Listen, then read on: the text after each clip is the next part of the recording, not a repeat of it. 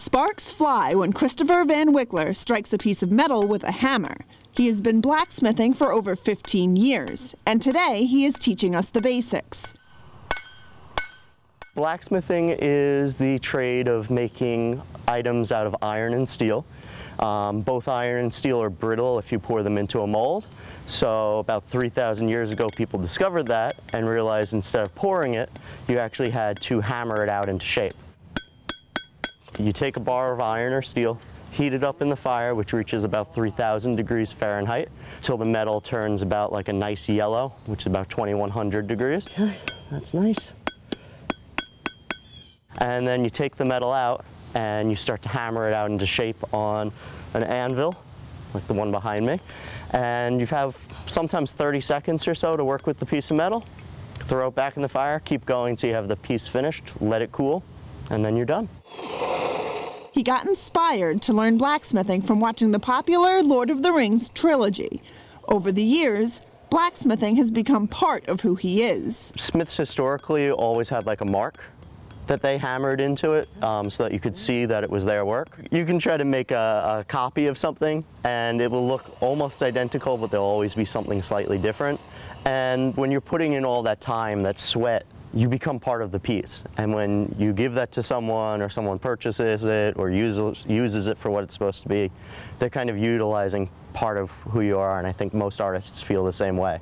It's like, this I made, but it's also kind of part of me. These are just a few of the pieces he has made. We have a finished heart hook. This is one of the first things that I was taught how to make. It's a spice hook. It's very simple. It's designed to hang herbs and spices in the 19th century. These are a little pair of tongs that are all hand forged, the rivet, everything in there.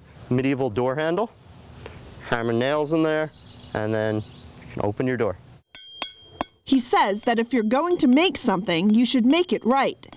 That's why he prides himself on making historically accurate reproductions using techniques from the era of the piece. For me, it's kind of an art form. Working with the metal is just cool. You have a hot piece of metal that you can't touch, but you're holding it and you're hammering into shape.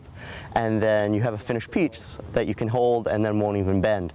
So there's something really cool about that. And while I got interested in it through fantasy, I really discovered that the history behind how something is made is really important. And preserving that technique and preserving that process is something about blacksmithing that I love. So when I make, occasionally I'll do like a 12th century dagger or a hinge for a 19th century home. I try to think about how it was made back then, and I'll use techniques from that time period rather than utilizing a technique that a person today would use. Because if you're going to make something today, you know, you cut it with an angle grinder, you cut the shape out, maybe you heat it up, polish it, and you're done. Back then, they didn't have those tools. And labor took a lot of time to make these pieces, and I'll go through the process and do a lot of that. As much as it is fun, Van Wickler says it's not easy work. Moving everything is a lot. The anvil alone weighs 150 pounds.